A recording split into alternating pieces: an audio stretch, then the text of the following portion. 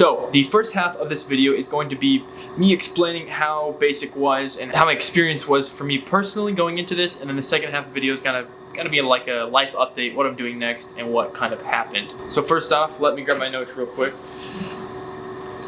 because I actually knew that I wanted to make a video something like this, and I figured the way basic went, I wasn't gonna remember a whole lot, and I'm correct. There's things that I wrote down in this journal here throughout basic that I totally forgot about, and they're kind of fun to look back on.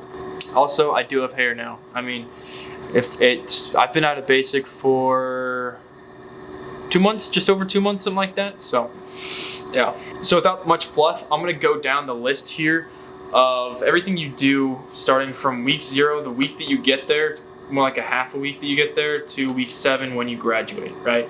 I'm not really gonna talk about anything else. I literally just have bullet points of everything that we did throughout those weeks. Just gonna list them down, and you guys will know exactly what you're gonna be doing in basic training, right? One thing before I start though, most of this stuff I think is mostly known. If you look it up, you can find it in different sources around the internet. Just nothing I feel like one has it all in one place, right? So this is pretty much gonna tell you everything you're gonna be doing throughout basic training. So week 1, you're gonna be giving a urine test. You're gonna be getting your shots and blood tests. You get a bunch of shots depending on what you already have, what you haven't had.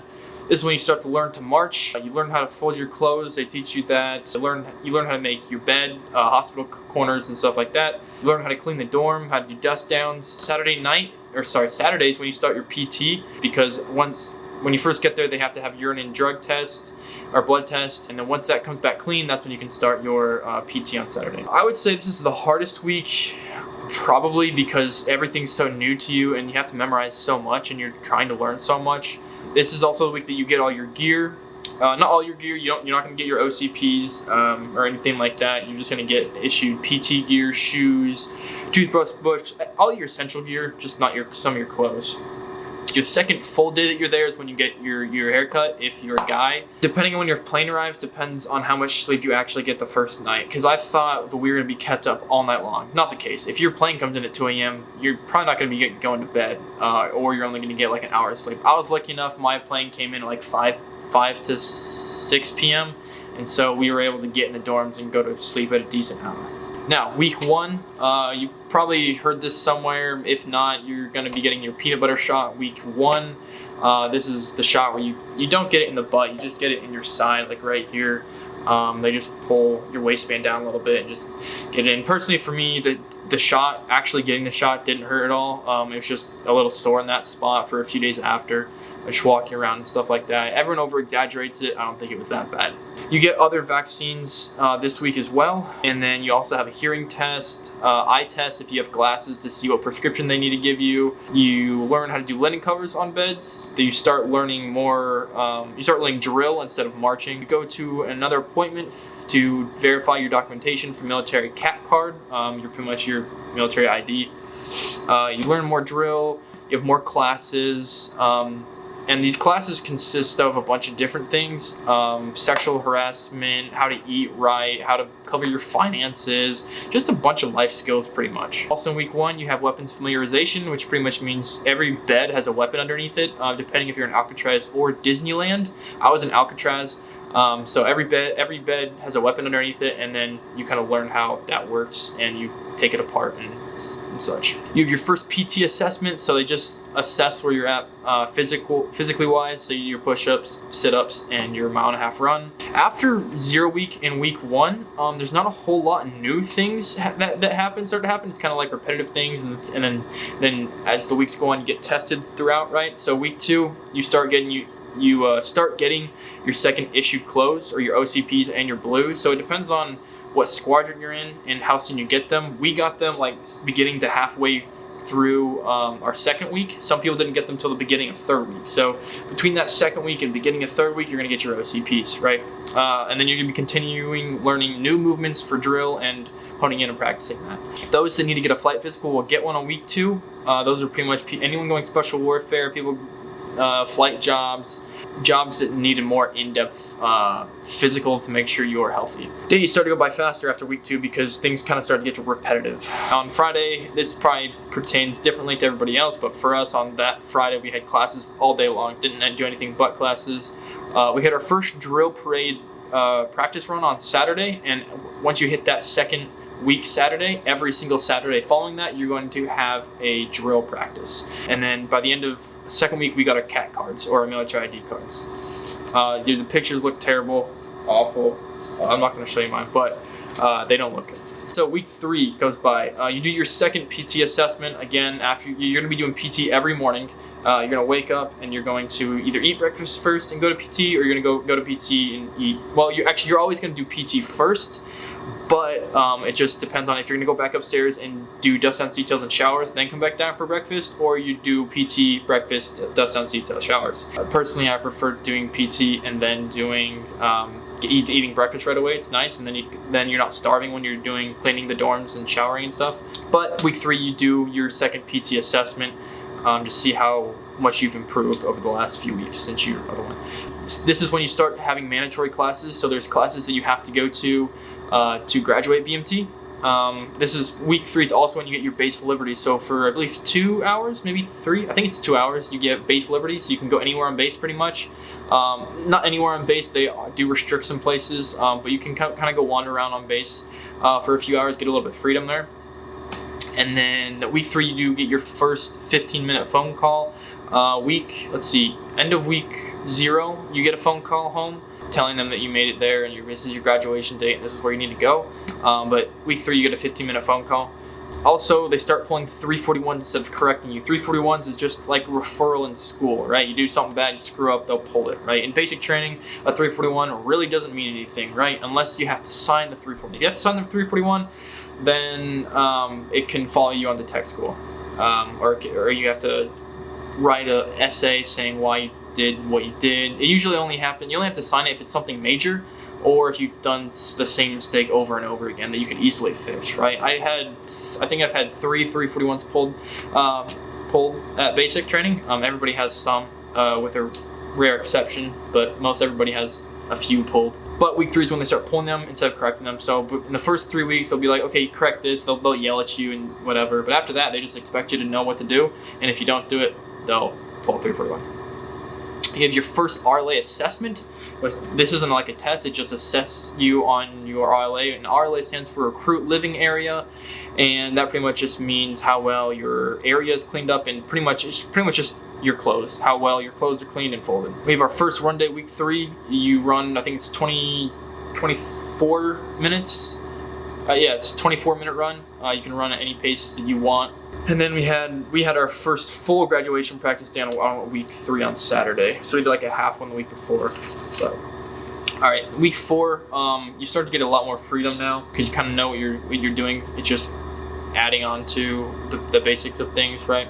So we had week 4, you do CBurn, which is pretty much you putting MOP gear on. MOP gear is radiation gear. So if, a gas bomb exploded or you're in a deployed environment, right? You know how to put all this gear on, your gas mask. That's when you go to the gas chambers. But for us, since COVID started, which was about 2 years ago, the chambers have been closed down, so they weren't allowing people to get gassed. But literally like a month after we left basic or graduated basic, the gas chambers opened back up. So now they're open again. So I didn't get to experience that, but at CBurn you will be experiencing that here and now. 4th week, you wear your blues for the first time. You have your individual flight photos, and there's another run day. You have open ranks progress checks, so PCs or progress checks. That's like an actual test. You have to pass it for graduation for BMT.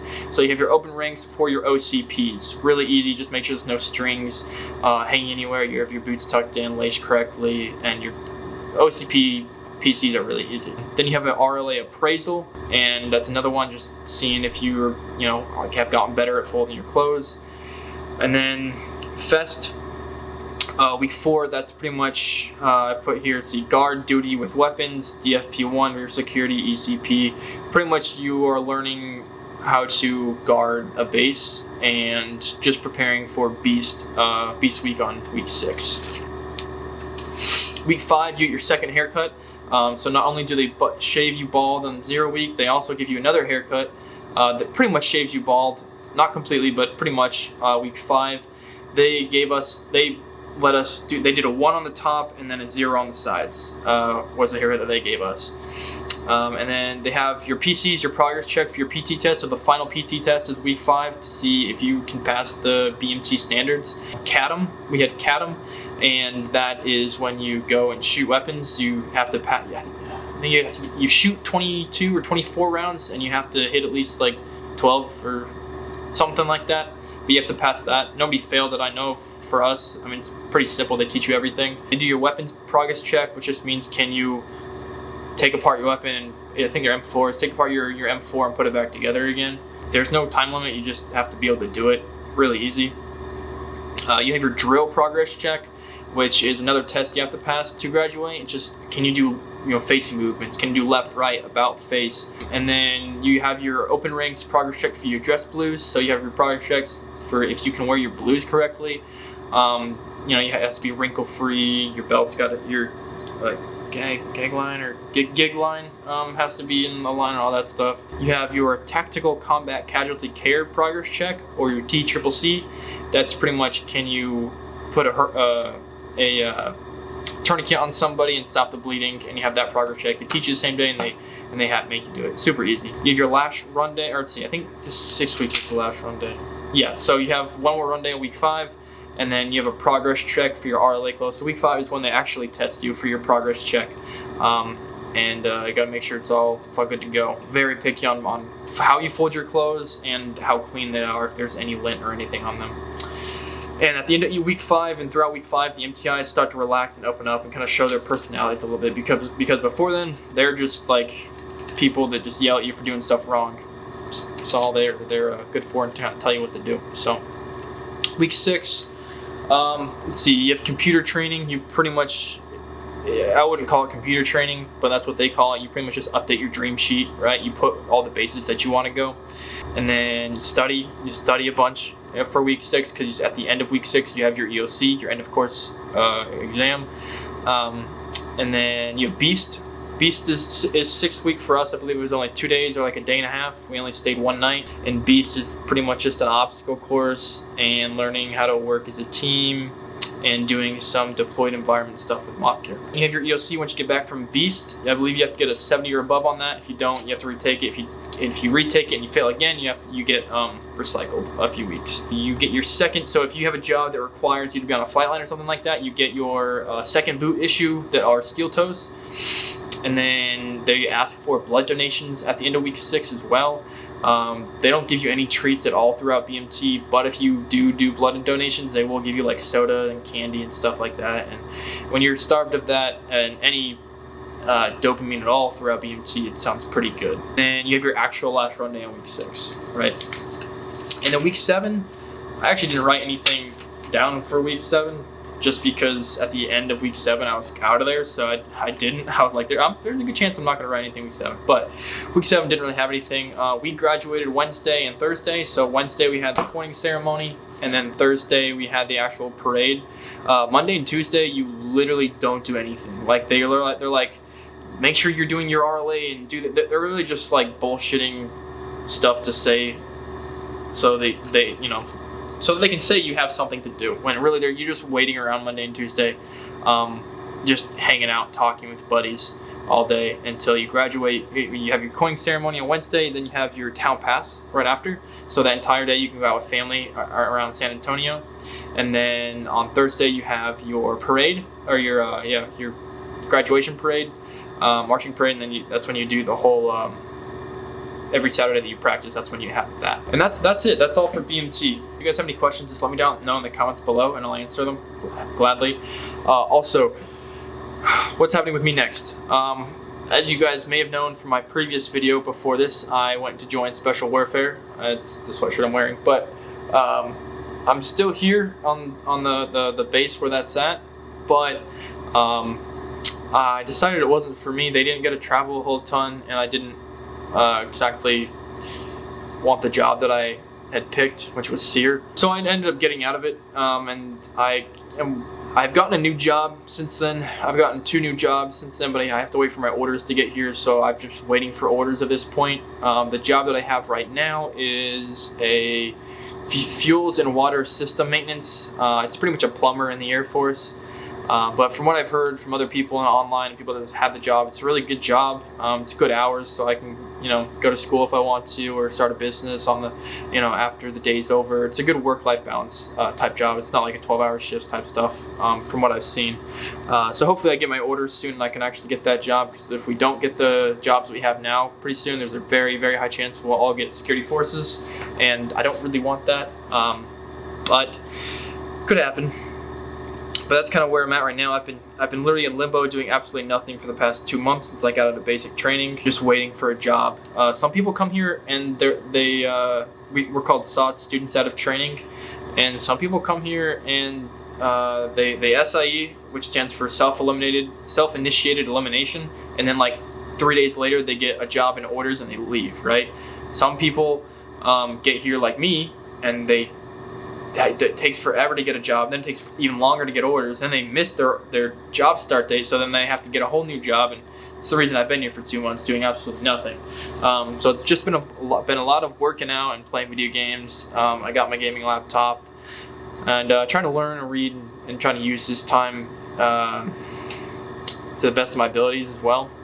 But that's kind of the situation that I'm in at the current moment. I will say the outlook on the Air Force personally has changed from before I joined to after joining. I don't think I've actually heard anyone say this before, which kind of makes me feel either weird or unique, but I don't want to be in the Air Force anymore. I literally, now granted, hate me for not even being in the operational yet and feeling it out and seeing what the real world is like, right? But before I was excited, just ready to kind of do something new, but now being in here, I didn't realize how much freedom I was giving up before I came in here. I learned so much about what I was giving up back in basic. If I would have, I guess it's put a good perspective on my life, and it made me realize how much I value the freedom that I have and how much freedom I actually do have, and how much freedom Americans actually do have compared to just people in the military, much less than, some other countries, right?